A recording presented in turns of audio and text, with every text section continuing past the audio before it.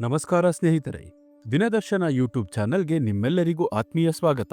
ಇಂದಿನ ಈ ವಿಡಿಯೋದಲ್ಲಿ ಕರ್ಮಕ್ಕೆ ಅಧಿಪತಿ, ನ್ಯಾಯದೇವತೆ, ತಾಳ್ಮೆ ಮತ್ತು ಶಿಸ್ತಿನ ಕಾರಕನಾದ ಶನಿದೇವನನ್ನು ಅಧಿಪತಿಯಾಗಿ ಹೊಂದಿರುವ ಕಠಿಣ ಪರಿಶ್ರಮ ಮತ್ತು ಮಹತ್ವಾಕಾಂಕ್ಷೆಯ ಪ್ರತೀಕವಾದ ಮಕರ ರಾಶಿಯವರ ನವೆಂಬರ್ ತಿಂಗಳ ಸಂಪೂರ್ಣ ಭವಿಷ್ಯ ಹೇಗಿದೆ ಎಂದು ವಿವರವಾಗಿ ತಿಳಿಸಲಿದ್ದೇನೆ.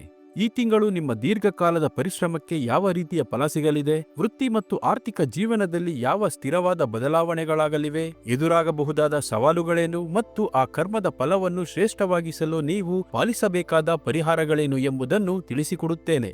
ಅದಕ್ಕೂ ಮುನ್ನ ನೀವು ಮಕರ ರಾಶಿಯವರಾಗಿದ್ದರೆ ಅಥವಾ ನಿಮ್ಮ ಪ್ರೀತಿ ಪಾತ್ರರು ಈ ರಾಶಿಗೆ ಸೇರಿದವರಾಗಿದ್ದರೆ ತಪ್ಪದೆ ಈ ವಿಡಿಯೋಗೆ ಒಂದು ಲೈಕ್ ಮಾಡಿ. ಹಾಗೆಯೇ ನೀವಿನ್ನೂ ನಮ್ಮ ಚಾನಲ್ಗೆ ಸಬ್ಸ್ಕ್ರೈಬ್ ಆಗಿಲ್ಲವಾದರೆ ದಯವಿಟ್ಟು ಈಗಲೇ ಸಬ್ಸ್ಕ್ರೈಬ್ ಬಟನ್ ಒತ್ತಿ ಮತ್ತು ಪಕ್ಕದಲ್ಲಿ ಬರುವ ಬೆಲ್ ಐಕಾನ್ ಅನ್ನು ಕ್ಲಿಕ್ ಮಾಡಿ. ಸ್ನೇಹಿತರೆ, ಮಕರ ರಾಶಿಯವರಿಗೆ ನವೆಂಬರ್ ತಿಂಗಳು ತಮ್ಮ ಕಠಿಣ ಪರಿಶ್ರಮದ ಫಲವನ್ನು ಪಡೆಯುವ ಸಮಯವಾಗಿದೆ. ನಿಮ್ಮ ರಾಶಿಯಾಧಿಪತಿ ಶನಿದೇವನ ಕೃಪೆಯಿಂದ ಇಷ್ಟು ದಿನ ನೀವು ಪಟ್ಟ ಶ್ರಮ, ವಹಿಸಿದ ತಾಳ್ಮೆಗೆ ಈಗ ತಕ್ಕ ಪ್ರತಿಫಲ ದೊರೆಯಲಿದೆ. ವೃತ್ತಿ ಕ್ಷೇತ್ರದಲ್ಲಿ ನಿಮ್ಮ ಶಿಸ್ತು, ಬದ್ಧತೆ ಮತ್ತು ಜವಾಬ್ದಾರಿಯುತ ನಡವಳಿಕೆಗಳನ್ನು ಮೇಲಧಿಕಾರಿಗಳು ಅಂತಿಮವಾಗಿ ಗುರುತಿಸಲಿದ್ದಾರೆ. ಬಹುಕಾಲದಿಂದ ನಿರೀಕ್ಷೆಯಲ್ಲಿದ್ದ ಬಡ್ತಿ, ಉನ್ನತ ಸ್ಥಾನಮಾನ ಅಥವಾ ಸಂಬಳದಲ್ಲಿ ಹೆಚ್ಚಾಗುವ ಯೋಗ ಸ್ಪಷ್ಟವಾಗಿ ಗೋಚರಿಸುತ್ತಿದೆ. ನಿಮ್ಮ ತಾಳ್ಮೆಯೇ ಈ ತಿಂಗಳು ನಿಮ್ಮ ದೊಡ್ಡ ಶಕ್ತಿಯಾಗಲಿದೆ. ಹೊಸ ಜವಾಬ್ದಾರಿಗಳು ನಿಮ್ಮ ಹೆಗಲೇರಲಿದ್ದು ಅವುಗಳನ್ನು ನೀವು ಸಮರ್ಥವಾಗಿ ನಿಭಾಯಿಸಿ ಎಲ್ಲರ ಗೌರವಕ್ಕೆ ಪಾತ್ರರಾಗುತ್ತೀರಿ.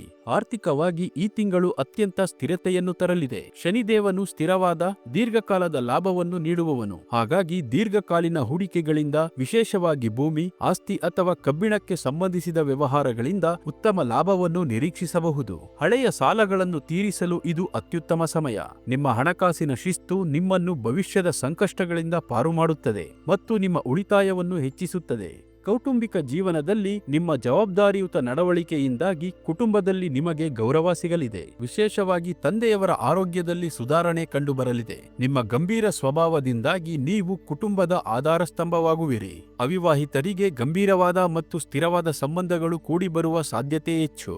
ಆರೋಗ್ಯದ ದೃಷ್ಟಿಯಿಂದ ಹಳೆಯ ಆರೋಗ್ಯ ಸಮಸ್ಯೆಗಳಿಂದ ಚೇತರಿಕೆ ಕಂಡುಬರಲಿದೆ.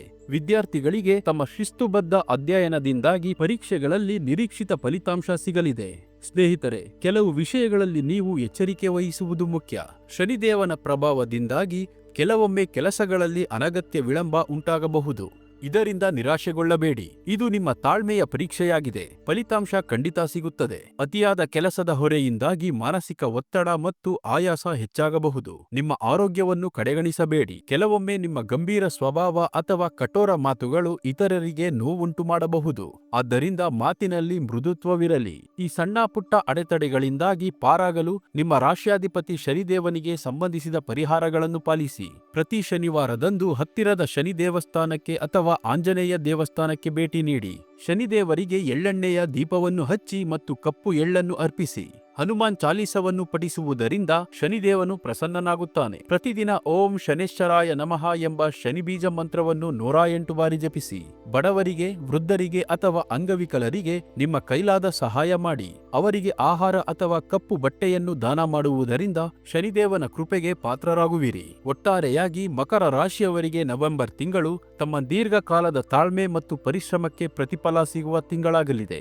ನಿಮ್ಮ ಶಿಸ್ತು ಮತ್ತು ಜವಾಬ್ದಾರಿಯೇ ನಿಮ್ಮ ಯಶಸ್ಸಿನ ಮೆಟ್ಟಲುಗಳು. ಕೇವಲ ಅನಗತ್ಯ ಒತ್ತಡ ಮತ್ತು ನಿರಾಶಾವಾದವನ್ನು ಬಿಟ್ಟುಬಿಡಿ. ನಿಮ್ಮ ಕರ್ತವ್ಯವನ್ನು ನಿಷ್ಠೆಯಿಂದ ಮುಂದುವರೆಸಿದರೆ ಈ ತಿಂಗಳು ನಿಮಗೆ ಸ್ಥಿರತೆ ಮತ್ತು ಗೌರವವನ್ನು ತಂದುಕೊಡುವುದರಲ್ಲಿ ಸಂಶಯವಿಲ್ಲ. ಈ ಮಾಹಿತಿಯು ನಿಮಗೆ ಇಷ್ಟವಾಗಿದೆ ಎಂದು ಭಾವಿಸುತ್ತೇನೆ. ಈ ವಿಡಿಯೋವನ್ನು ನಿಮ್ಮ ಮಕರ ರಾಶಿಯ ಸ್ನೇಹಿತರು ಮತ್ತು ಸಂಬಂಧಿಕರಿಗೆ ತಪ್ಪದೇ ಶೇರ್ ಮಾಡಿ. ನಿಮ್ಮ ಅನಿಸಿಕೆಗಳನ್ನು ಕಮೆಂಟ್ ಬಾಕ್ಸ್ನಲ್ಲಿ ತಿಳಿಸಿ.